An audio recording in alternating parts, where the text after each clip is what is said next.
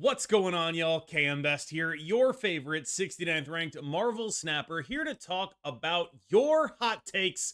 Let's jump into it. Game sucks for those that don't buy the season pass.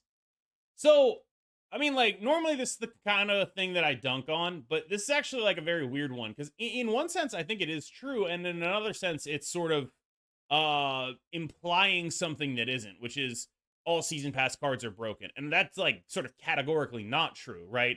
When you look at cards like Original Thor, Nick Fury, Phoenix Force, Original Nimrod, Ghost Spider, Dakin, Sebastian Shaw, like these are not good cards, and they were on the season pass just alongside same cost as some of the most broken cards Marvel Snap has ever printed.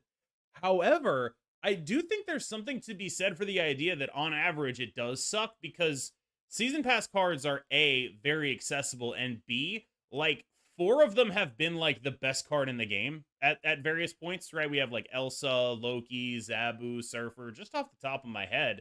Miss Marvel can probably get added to that group at this point as well. So like, and I think, if you go back far enough, you have Wave. So somewhere between, yeah, probably like six of the season pass cards have been like absolutely unbelievably broken. Holy crap.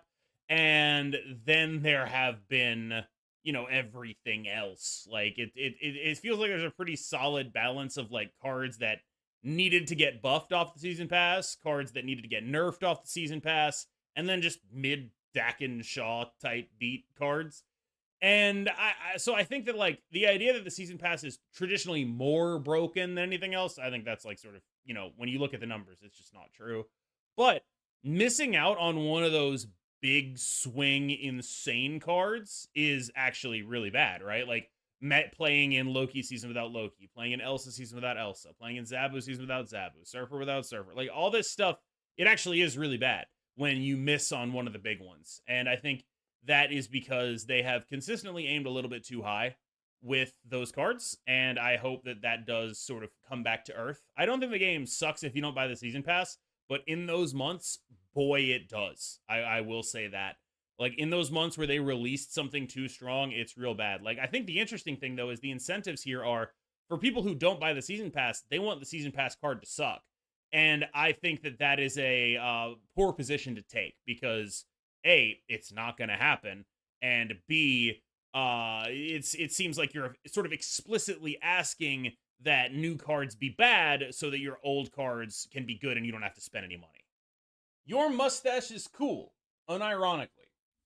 I mean, no, but thank you. I appreciate the compliment. I will say it's been mostly subsumed into the beard right now, but when it was fully just a mustache, I think I was pretty impressed by my ability to pull it off because I thought nobody could ever pull it off, and I didn't pull it off.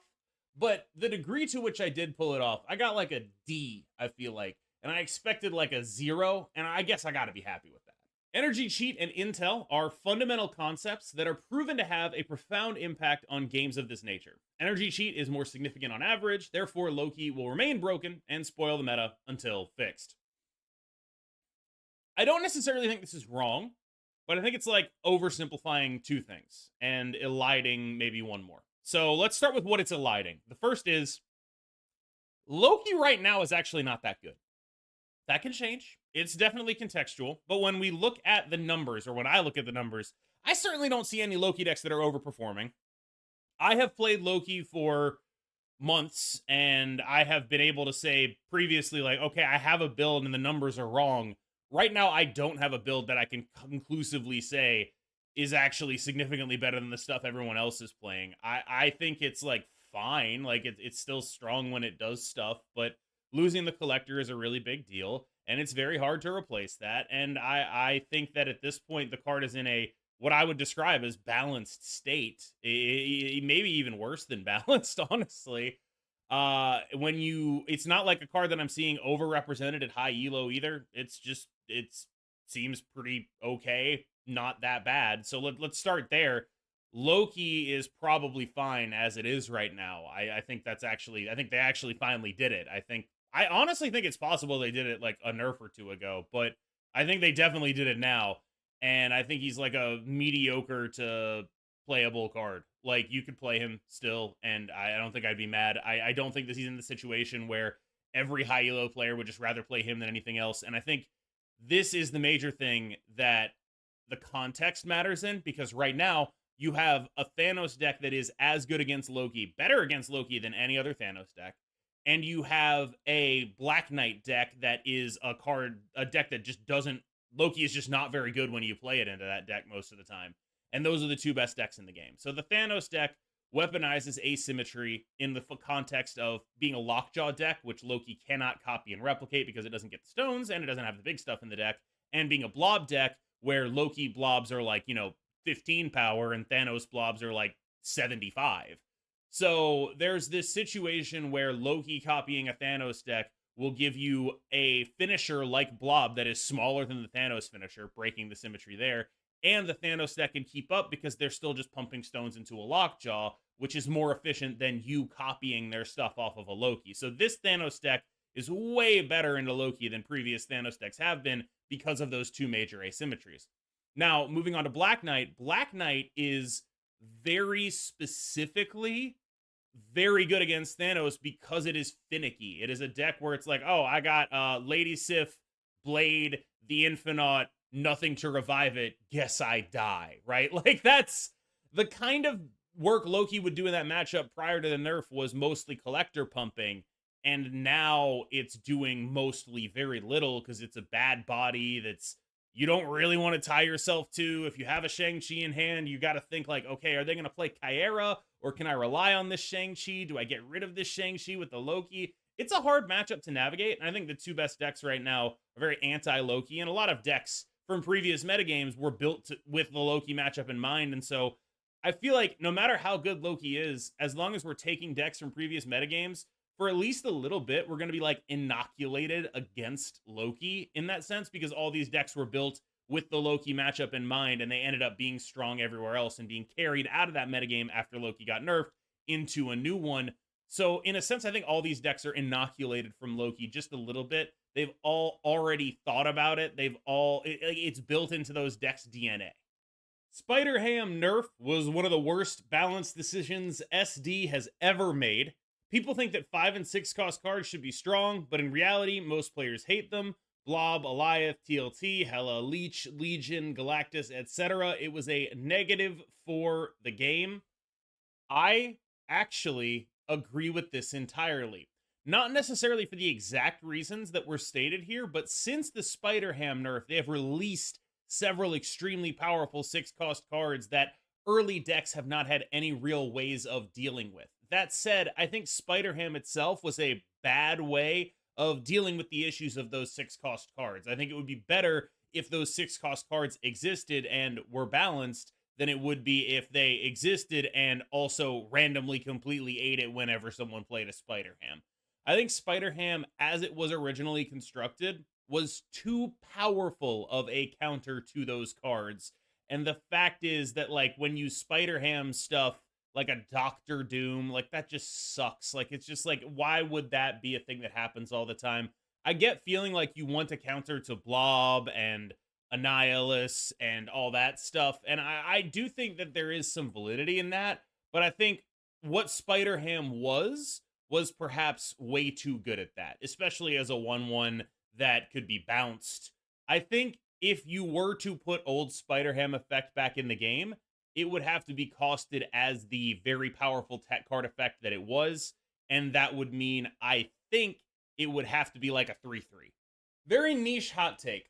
Marvel Snap players generally have an inability to let you complain about certain cards without jumping to conclusions about, but actually XYZ can counter it, nerd emoji, when countering it wasn't the issue. I'm just complaining. I think that can be true. I think in a lot of spaces when someone is, it's hard, right? Because you think about this stuff and it's very hard in these conversations to, this is going to sound so cliche, remember the human, like, and this, God, Reddit, Jesus. Remember that there's another human being that you're talking to, right? And that their goals might not be the same as yours, but they're still a human being and worth respecting. And so you have these interactions where you want to complain about something. someone else assumes that means that you're, advocating for a nerf on it or whatever, but you really just want to complain about it.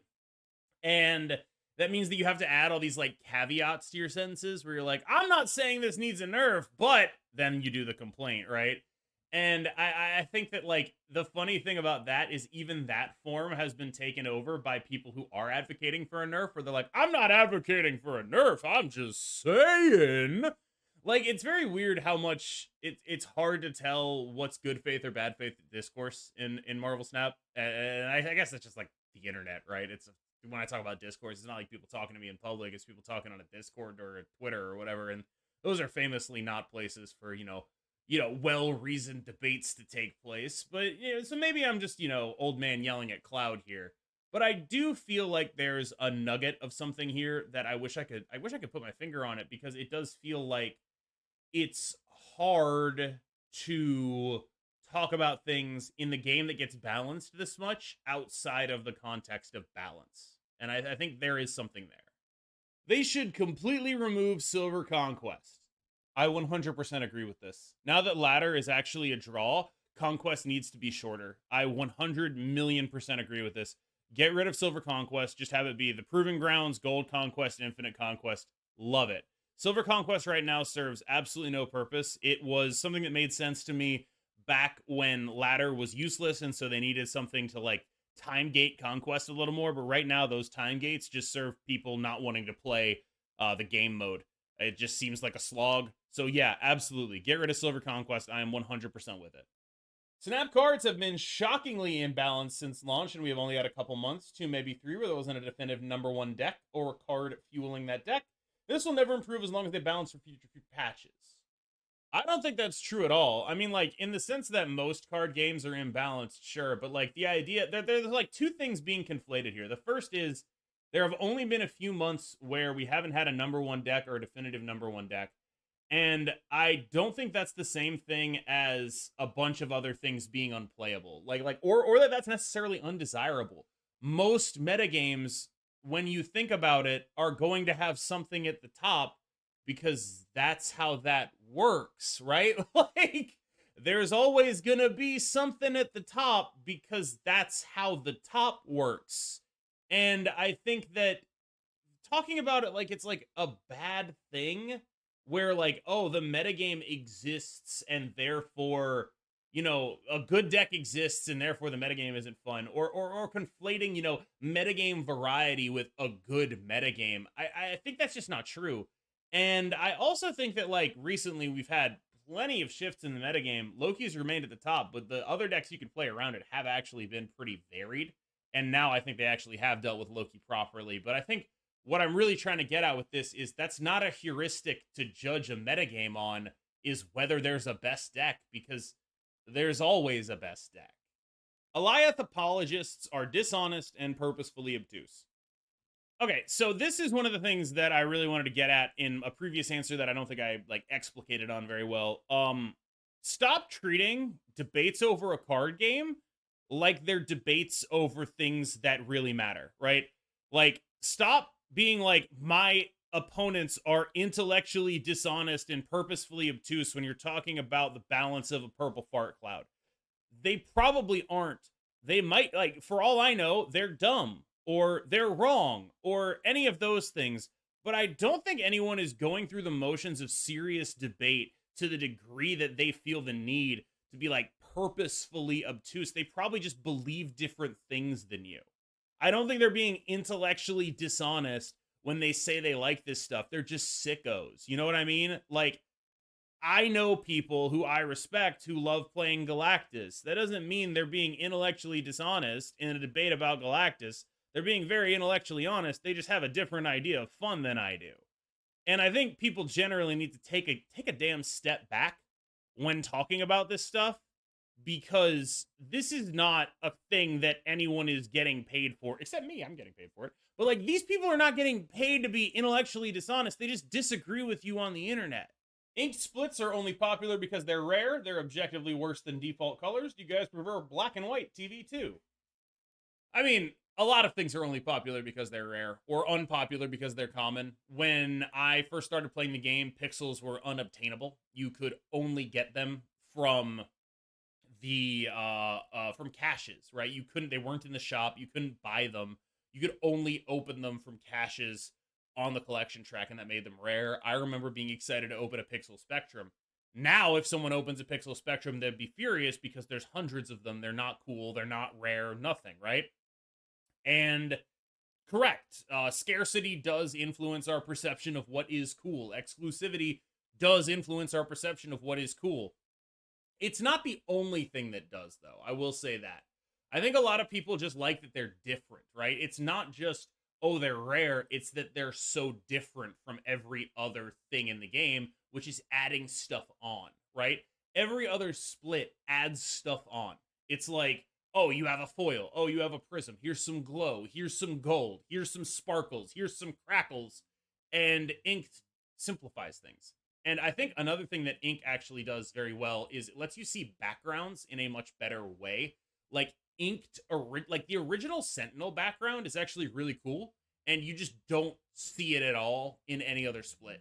And so I do think that there's some degree to which that is, or sorry, maybe I mean the original armor background. I think I'm thinking of armor. But it's just like there's cool stuff happening in some of these backgrounds. They just don't show up unless they're inkified. The details are a little bit magnified if they're inkified, and also they're just a little bit simpler, and I think people like that. All right, y'all. I hope you enjoyed that edition of the Marvel Snap Hot Takes. Thank you so much for watching. As always, I've been Cam Best. Remember to like, subscribe, press the little notification button. All of that helps me out so much. Thank you so much for making it this far in the video. I have been Cam Best. You have been phenomenal, and I'll see you in the next one.